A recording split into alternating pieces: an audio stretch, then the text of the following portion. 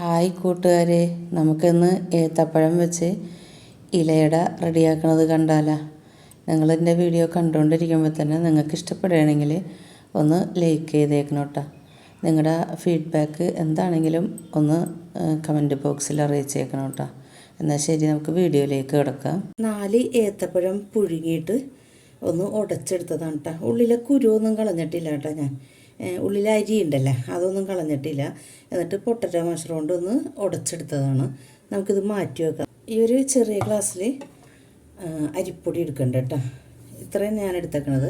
ആ അളവിൽ തന്നെ ഗോതമ്പ് പൊടിയും എടുക്കുന്നുണ്ട്.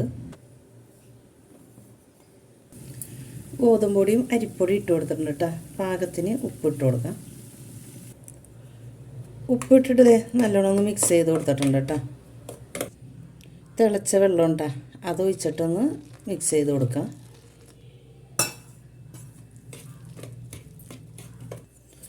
കുറേശ്ശെ ഒഴിച്ചിട്ട് ഇങ്ങനെ ഒന്ന് കൂട്ടി കൊടുക്കണം കേട്ടോ. ഒരുപാട് ആദ്യം തന്നെ അധികം വെള്ളം ഒഴിച്ച് കൊടുക്കരുത് കേട്ടോ. ഇപ്പോൾ ഒരുവിധം നനഞ്ഞ് വന്നിട്ടുണ്ട്. നമുക്കിനി ഉടച്ച് വെച്ച ഏത്തപ്പഴം ഇട്ട് കൊടുക്കാം കേട്ടോ.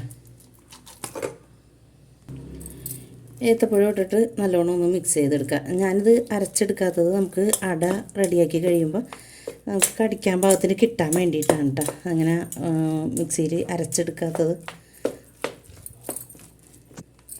നമുക്കിത് നല്ലോണം ഒന്ന് കുഴച്ചെടുക്കാം കേട്ടോ.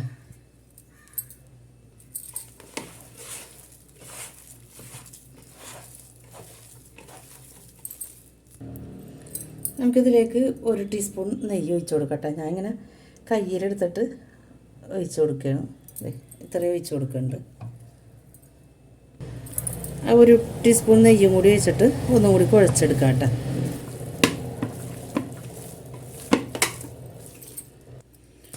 ഒന്ന് നല്ലോണം കുഴച്ചെടുത്തിട്ടുണ്ട്.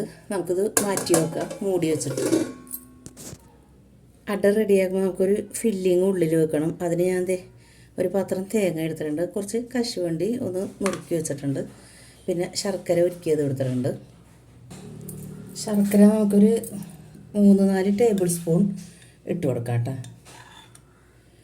ഗ്യാസ് കത്തിച്ചിട്ടില്ല കേട്ടോ. ഞാൻ ഇത് ഒഴിച്ച് കൊടുത്ത് കഴിഞ്ഞിട്ട് ഗ്യാസ് കത്തിച്ച് കൊടുക്കാം.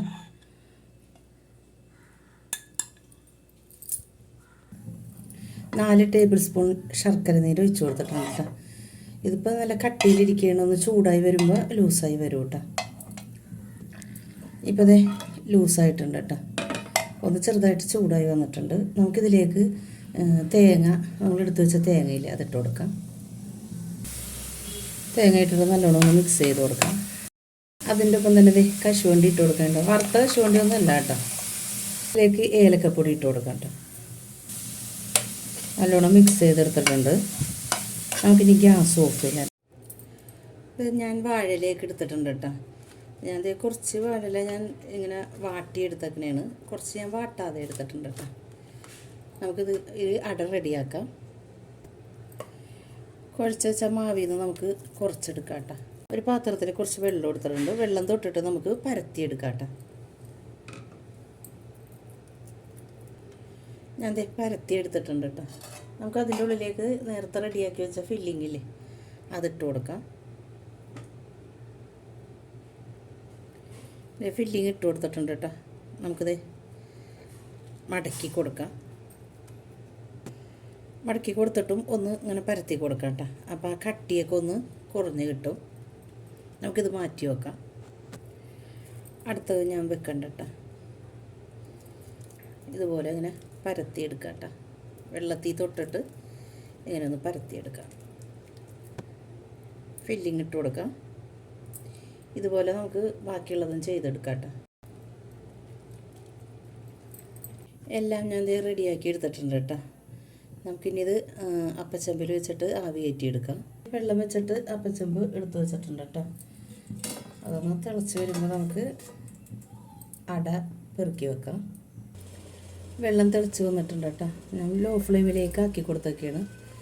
നമുക്കിങ്ങനെ അട വെച്ച് കൊടുക്കാം. ഒരേ ഇലയട ഇങ്ങനെ വെച്ച് കൊടുക്കാം കേട്ടോ.